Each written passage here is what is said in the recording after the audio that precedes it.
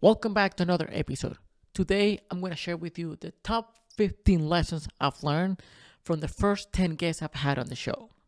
So, let's dive in. Lesson 1. What do you hate more? You need to figure it out in life what you would rather do or what struggle, what pain would you rather have. For instance, do you hate more sitting in an office through a miserable 9 to 5 schedules, or do you hate more the pressure of producing to have any income whatsoever? This is a clear sign that in life there are not options, just trade-offs. You need to figure out which pain are you willing to go through. Mark Manson had a perfect quote that says, you need to choose your suffering. No matter what path you choose in life, there's going to be a struggle in front of you.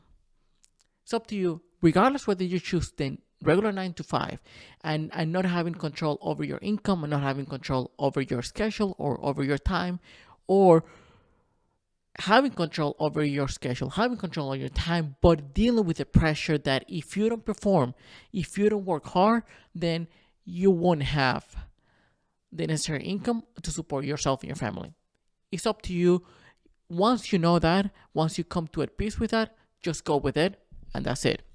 Lesson number 2. The only way out of a problem is through a problem. People are scared of going through a problem. That's a fear thing.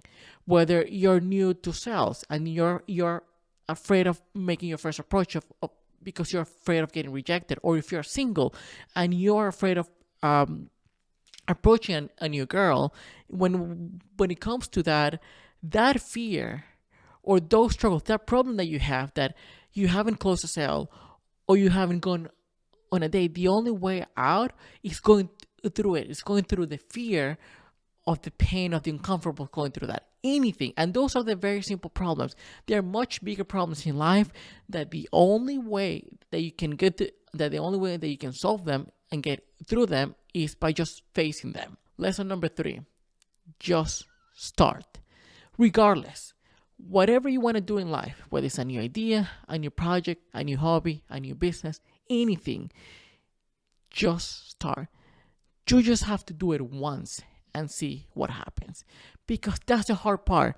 There's nothing that you will ever do in life that is going to be harder than taking the first step. Nothing. Once you overcome that mental barrier, once you overcome that mental obstacle, then it's not that it gets easier, but it's never going to be as hard as taking the first step. You're never going to know until you try it. And for you to try, you actually need to start, and then you figure it out on your own. Lesson number 4.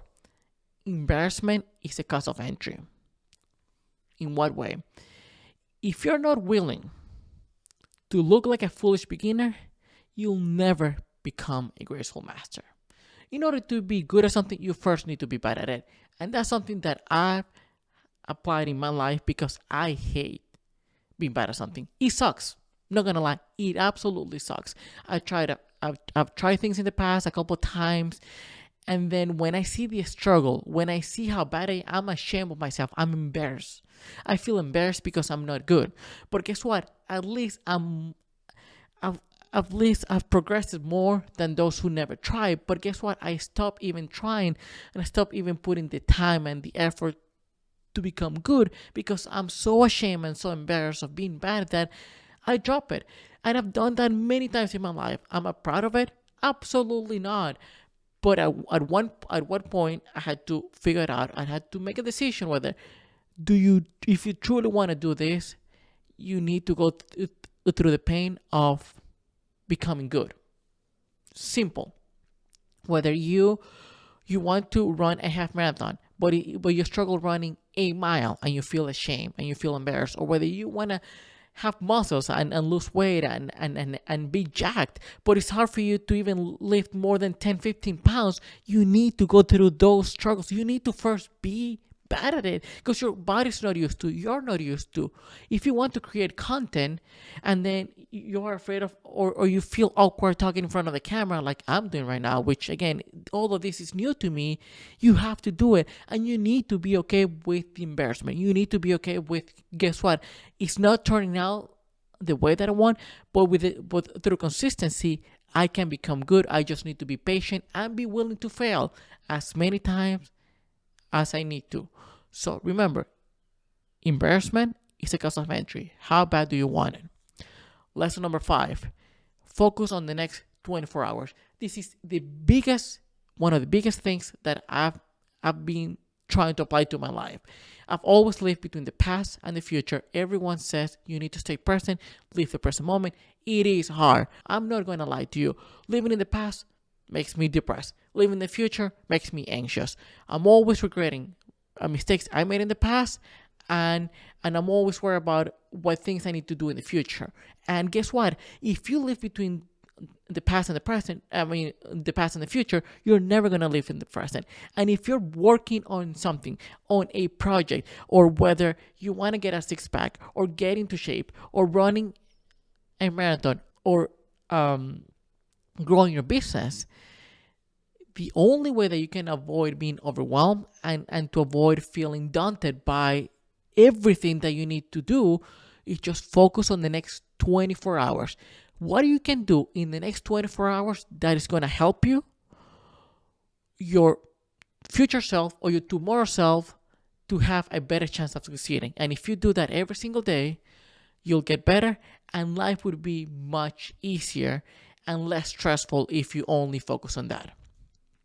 Lesson number 6, anything, and I'm saying absolutely anything that you attempt in your life, you need to give it a legitimate chance if you want to succeed. Whatever you do, and we can go back to the getting in shape, running a race, growing a business. For you to know if it's going to work or not, you need to actually give it a chance, a good, legitimate chance. That doesn't mean that you have asset for 2-3 weeks, for 2-3 months. You need to be consistent, and you need to really hustle and extend your time horizon. It's not, well, let me see if in 6 months this will work, or in a year, because some things will take you 4 to 5 years. So if you truly believe in what you want to accomplish, and if you really want it that badly, you need to give it a legitimate chance. If you're trying to grow a business and requires you to go out and sell, if you're not knocking 50, 100, 150 doors a week, then you're not giving your business a legitimate chance of succeeding. Especially before you feel like you want to give out because it's so hard. And I get it. It is. I've had a business in the past where I needed to go out and knock some doors, and I did it. And I probably was doing like 50 a week. Wasn't enough. At the end, I got worn out. And yeah, I failed in that business. And then I tried something else. But give that idea, give that project, give that goal a legitimate chance to succeed by working hard and by extending the time horizon. Lesson number 7, get out of the scarcity mindset. Many of us suffer from this. We feel when we are struggling, whether we go out and trying to find, if we are out in the dating world, or if we are trying to grow a business, or if we're trying to create content, or whatever the case may be, whatever we do in our life, we feel when that one chance, that one opportunity presents to ourselves, then we feel, man, I need to take it because that's the only one. If I don't take it, then I'm done. If I'm not taking, I'm not bringing money to our house. If I'm not taking, I'm going to die alone. If I'm not taking, and we feel that, and having that scarcity mindset only makes us needy, feel like we are desperate. And partially we are. It is hard to control those emotions. That's been a struggle for me in the past, and every now and then to this day as well. So if the problem is when we do that, we ignore our values, we ignore what we care about, and we ignore our boundaries just because we're so desperate to get that first step, to get that first thing that will give us the momentum to keep growing, to keep moving forward. But keep in mind, if that opportunity presented itself to you, whether it's just a business deal or a girl who is attracted to you, if you need to be willing to walk away if that doesn't benefit you. If it doesn't benefit you, just walk away. And keep in mind that if you were able to attract to some degree, that business deal or that girl or anything else in life, you're going to be able to do it again. You just need to trust that. Lesson number 8, supportive relationship. One thing I realized speaking to many people, not only on the show, but in my life, is one of the key factors for them in order that they felt that they helped them a lot to be successful or to grow in a personal and professional way is having a supportive person, having somebody who unconditionally loves you and or unconditionally supports you. This could be a significant other, it could be a family member, it could be a friend, it could be a mentor, but you need somebody on your corner that is willing to lift you up, that wants you to win, that really, really wants you to succeed. Because guess what? In anything that you deal in life, especially if you're an entrepreneur, especially if you want to run a business or do anything that makes you take risk in life from a personal standpoint or professional standpoint, you're going to face ups and downs. You're going to struggle. That's just life. And if you have that somebody who is there to pick you up, who is there to support you, even if it is just one person, that's all you need. One person who can truly believe in you, who can truly want to see you win. So find that person. Lesson number 9, practice gratitude during struggles. Or practice gratitude in general, but especially during struggles. Number one thing I've struggled with all my life. I've had people in the past telling me, what are you grateful for? What are you thankful for? Say things that you're grateful for. And in my case, I always felt it was a waste of time. I truly did. Every now and then, I still feel that way. I'm struggling. I'm trying to change that narrative, that mindset of mine. But in the past, whenever I was struggling financially or struggling professionally or on a personal level, I had people say, just tell me 3 things that you're grateful for. Just 3. I could say, sure, I'm healthy. I had food on my table and I have a shelter. I have a roof. I can sleep. I have an air conditioner. I have a comfortable setup. I could say that, but inside I felt this is a waste of time. Okay, we tend to give those things for granted. We tend to take those things for granted and we don't care. But the point is not to point out those obvious things. But gratitude is a muscle, it's a skill that you can build over time and you can make it stronger over time. So by doing that, life becomes so much easier because instead of seeing the darkness, instead of seeing all the negative, all the things that happen to you, you can start focusing on the positive. It's all about reframing. It's all about your perception. Do you see that as a negative thing, as an obstacle, or you rather see the light and you rather be more optimistic and you rather be more, grateful and thankful for what you have in life? So yeah, that is something that one of my goals for 2024 is to show more gratitude, because I feel that I need it in my life more than ever now. Lesson 10, define personal success. In today's day and age, we see a lot of social media, people extremely successful. We see the top 1 performers, we can see these marathon runners, and we see these content creators, and we see these entrepreneurs, everyone just killing it at life. And we feel and we think, or at least I can only speak for myself, that's what success looks like. So we are chasing this dream, we're chasing somebody else's life or level of success. Maybe not life, but level of success. I would like to do that. I would like to have that. I would like to have a fancy car or a fancy house, or I would like to have this many followers or be that famous, or whatever the case may be, or have this much money. But the problem is that truly your dream? Is that truly your success? Because in life, defining what success is the most subjective thing. Everyone has a different response.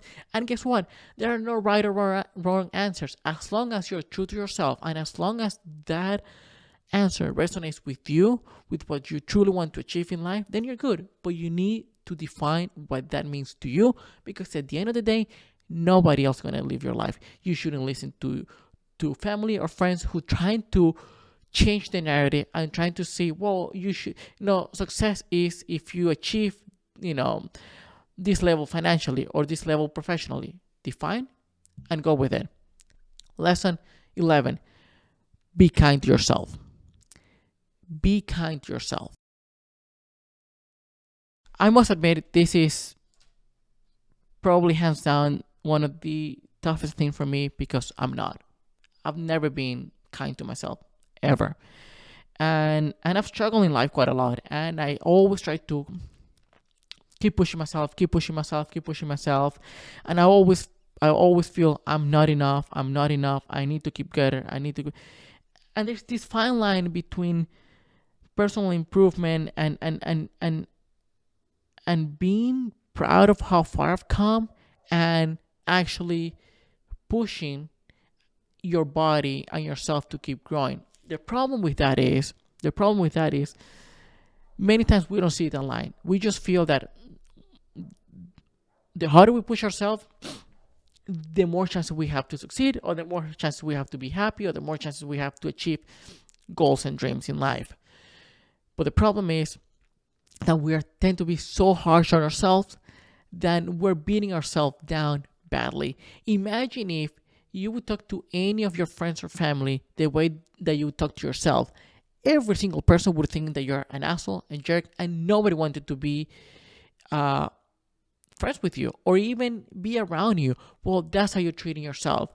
And I'm not saying just give you flowers and credit all the time, because again, there's always that fear that if I do it too much, then I'll be content and then I won't do anything else, and then I won't push myself harder to new limits. But have a balance. One of the hardest thing to do, but start small.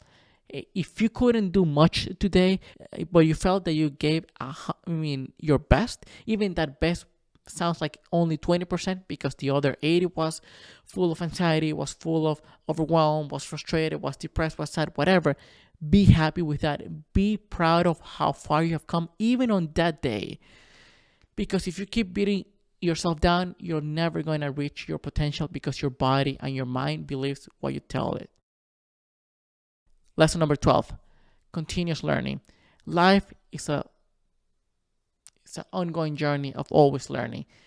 There's always something that you can learn from absolutely anybody in life. It could be a homeless and the richest man in the world. Anything. Always. There's always something that you can learn from somebody and you can apply to your life.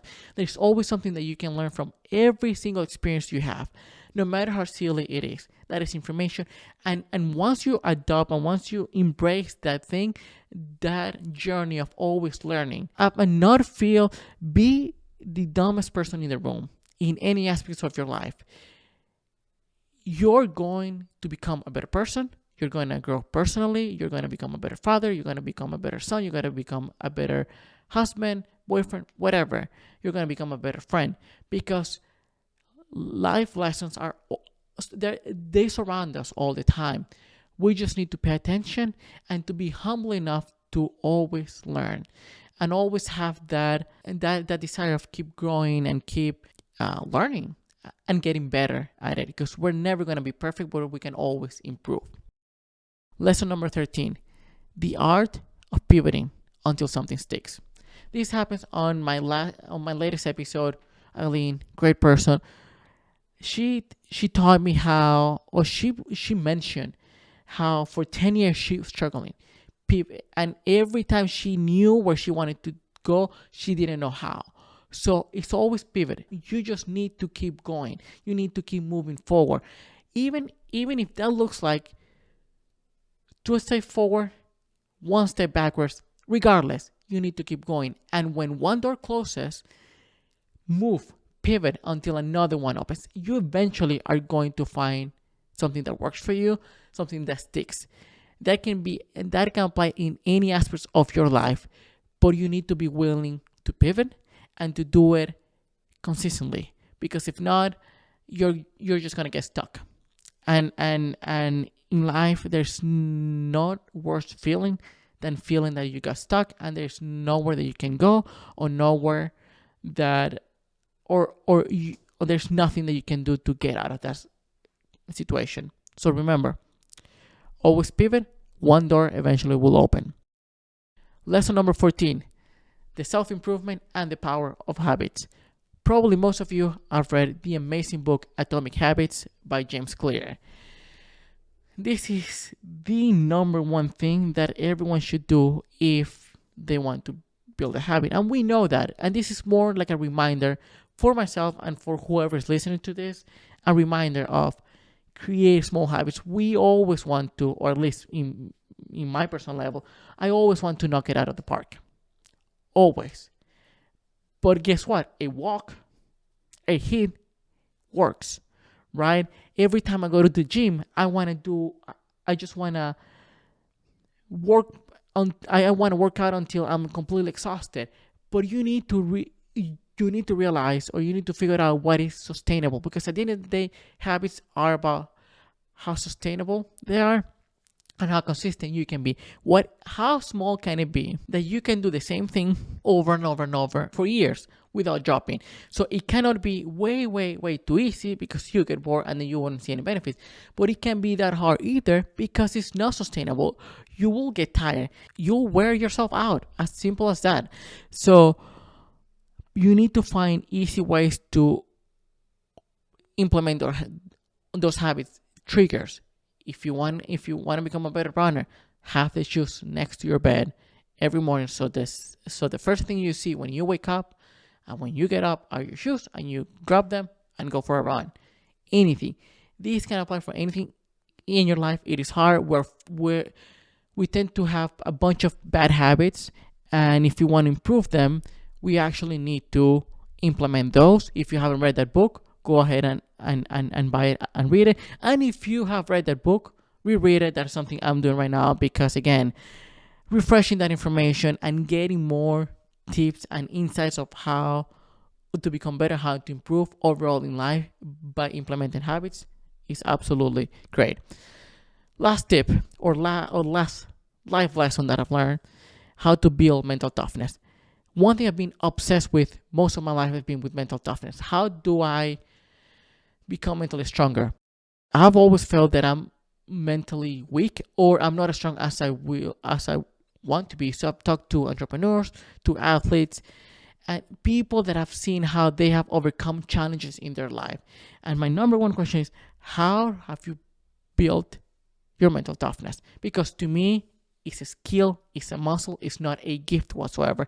Anybody can become mentally stronger. Anybody can improve their skill. And the response was just do hard things. As simple as that.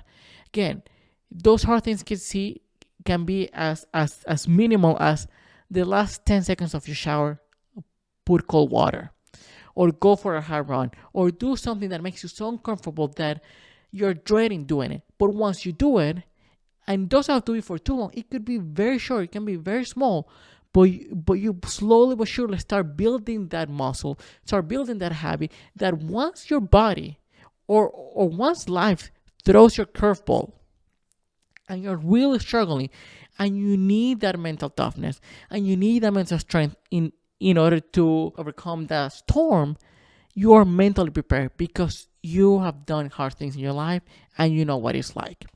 So yeah, those are the 15 lessons. I'm trying to apply every single one in my life, because I feel that I can become so much better, I can be happier, and I can have more success if I apply those. Thanks for watching. Next week, going back to my regular guests. And even if you take one lesson, I promise you, your life will change. It has changed for me, and I'm slowly trying to get better at it. So once again, thank you, and I'll see you next week.